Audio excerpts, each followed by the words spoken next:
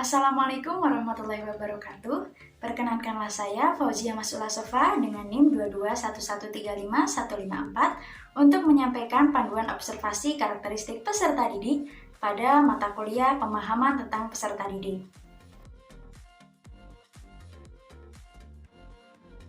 Di sini, peneliti atau observer akan melakukan sebuah observasi mengenai karakteristik peserta didik yang dipandang dari beberapa sudut pandang, yakni dari sudut pandang etnis, kultural, status sosial, minat, perkembangan kognitif, kemampuan awal, gaya belajar, motivasi, perkembangan emosi, perkembangan sosial, perkembangan moral, Yang pertama yakni mengenai etnik peserta didik. Tentunya peserta didik memiliki sebuah etnik yang dibawa dari orang tuanya atau dari tempat ia tinggal. Maka observer akan melakukan sebuah pengamatan, yakni apakah peserta didik berasal dari suku Jawa atau bukan, dan dari manakah orang tua peserta didik berasal. Observer akan meneliti apakah peserta didik memiliki sebuah kultur tertentu di dalam rumah atau di dalam lingkungannya, apakah bahasa yang biasa digunakan peserta didik sehari-hari terhadap orang tuanya, terhadap keluarganya, apakah bahasa yang digunakan peserta didik terhadap teman-teman sebayanya. Yang ketiga, mengenai status sosial, maka aspek yang akan diamati adalah apakah pekerjaan orang tua peserta didik, apakah peserta didik diantar dan dijemput setelah pulang sekolah, kemudian apakah peserta didik menggunakan pakaian dan juga memanfaatkan alat tulis yang layak selama proses pembelajaran.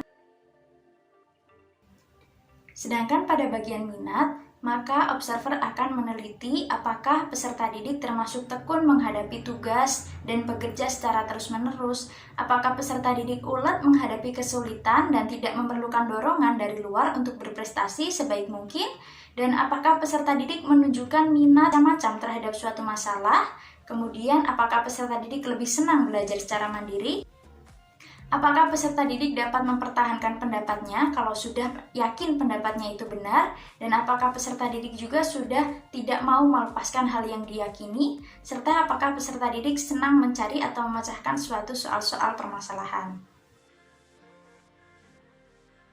Pada bagian kognitif akan diamati apakah peserta didik sudah mencapai tahap perkembangan operasional konkret. Karena pada tempat observasi, yakni khususnya kelas 4 usia sekolah dasar, di mana tempat observer melakukan observasi, itu adalah seharusnya masuk pada tahap operasional konkret. Maka akan dilihat apakah peserta didik mampu mempertimbangkan beberapa aspek permasalahan untuk diselesaikan, apakah peserta didik sudah mampu membuat modifikasi atau mengurutkan benda-benda tertentu, apakah peserta didik mulai memahami bahwa kuantitas, panjangan, atau jumlah benda tidak berhubungan dengan tampilan objek.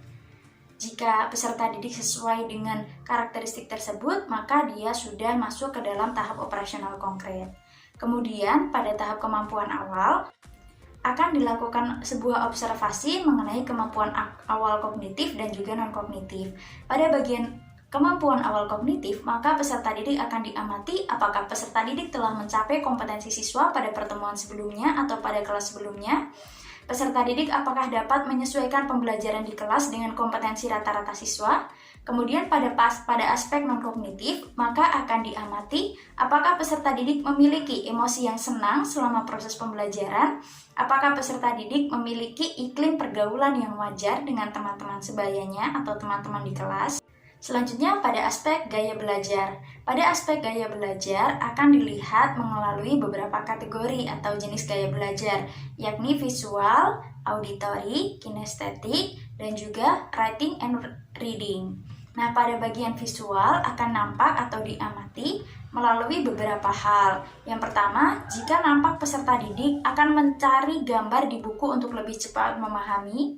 Kemudian, jika peserta didik lebih mudah memahami materi apabila disajikan dengan media gambar, dan jika peserta didik suka membaca catatan berupa bagan, simbol, atau sebuah diagram. Kemudian, pada peserta didik dengan kecenderungan gaya belajar auditori, maka akan diamati atau nampak apabila peserta didik mendengarkan sesama terhadap penjelasan guru, peserta didik merasa nyaman menjawab pertanyaan guru secara lisan, peserta didik cenderung menyimak penjelasan dari teman apabila teman sedang menyampaikan sebuah cerita atau menjelaskan materi. Sedangkan pada peserta didik dengan kecenderungan gaya kinestetik, maka akan tampak pada peserta didik yang menaruh perhatian kepada guru apabila guru memperagakan suatu hal. Dan peserta didik merasa nyaman jika diminta untuk mempraktekkan atau memperagakan sesuatu. Sedangkan pada peserta didik dengan kecenderungan gaya belajar reading and writing, maka akan nampak ketika peserta didik memperhatikan ketika guru menulis di papan tulis, dan peserta didik mudah mengingat ketika menuliskan hasil pengetahuannya pada buku catatan. Pada bagian motivasi, maka akan diamati melalui 4 jenis motivasi, yakni motivasi instrumental, motivasi sosial, motivasi berprestasi, dan motivasi intrinsik. Akan diamati dari mana motivasi terbesar peserta didik. Yang pertama, motivasi instrumental akan nampak jika peserta didik belajar karena didorong oleh adanya sebuah hadiah atau menghindari hukuman. Yang kedua, motivasi sosial akan nampak jika peserta didik belajar disebabkan adanya dorongan untuk penyelenggaraan tugas. Dalam hal ini, keterlibatan siswa pada tugas itu cenderung menonjol. Sedangkan motivasi berprestasi akan nampak jika peserta didik mengerjakan tugas atau belajar atas dasar ingin mencapai prestasi atau dapat dikatakan menjadi terbaik di kelasnya. Sedangkan motivasi intrinsik yakni motivasi yang berasal dari peserta didik yang sungguh-sungguh ingin belajar atau mengerjakan sesuatu dari dirinya sendiri tanpa pengaruh orang lain. Selanjutnya, perkembangan emosi akan dilihat apakah dia mencapai isu perkembangan kepercayaan versus ketidakpercayaan, yakni dilihat dari anak menunjukkan perasaan nyaman dan juga tidak takut, ataukah dia sudah mencapai autonomi versus rasa malu dan ragu, yakni nampak jika peserta didik menunjukkan kemauan dalam melakukan sesuatu dan menunjukkan perilaku malu jika dibatasi.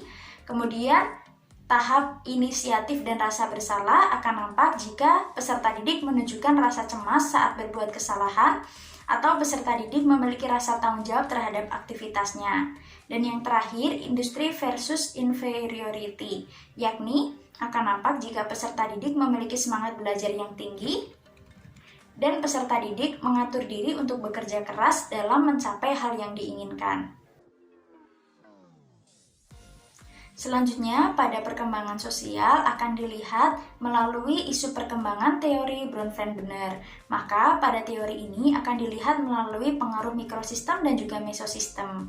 Observer akan melakukan sebuah pertanyaan atau penelitian kepada peserta didik, yakni mengenai apakah peserta didik menunjukkan perilaku sosial yang sepaham dengan orang tua dan guru, bagaimana hubungan peserta didik dengan temannya, bagaimana hubungan peserta didik dengan orang tuanya, dan juga bagaimana hubungan peserta didik dengan gurunya.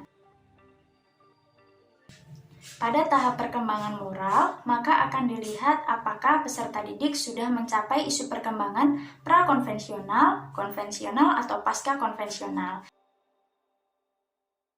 Selanjutnya, pada perkembangan motorik akan dibagi menjadi perkembangan motorik halus dan juga motorik kasar. Pada bagian motorik halus, maka observer akan melakukan sebuah pengamatan bagaimana hasil tulisan peserta didik, apakah dia sudah mampu menulis dengan baik, apakah dia sudah mampu menggaris dan menggambar dengan baik. Kemudian, pada perkembangan motorik kasar akan dilihat bagaimana kemampuannya dalam melakukan aktivitas permainan, dalam melakukan aktivitas tari seni, atau dalam melakukan aktivitas olahraga. Pada perkembangan fisiologis peserta didik, maka seharusnya peserta didik sudah mencapai perkembangan masa kanak-kanak. Maka akan diamati fokus kepada apakah peserta didik mampu memperhatikan gerakan-gerakan secara cermat, apakah peserta didik mampu terlibat dalam aktivitas olahraga yang berbau fisik, dan apakah peserta didik mampu menaati peraturan yang ada pada permainan. Sekian panduan observasi yang akan observer lakukan mengenai karakteristik peserta didik. Terima kasih. Wassalamualaikum warahmatullahi wabarakatuh.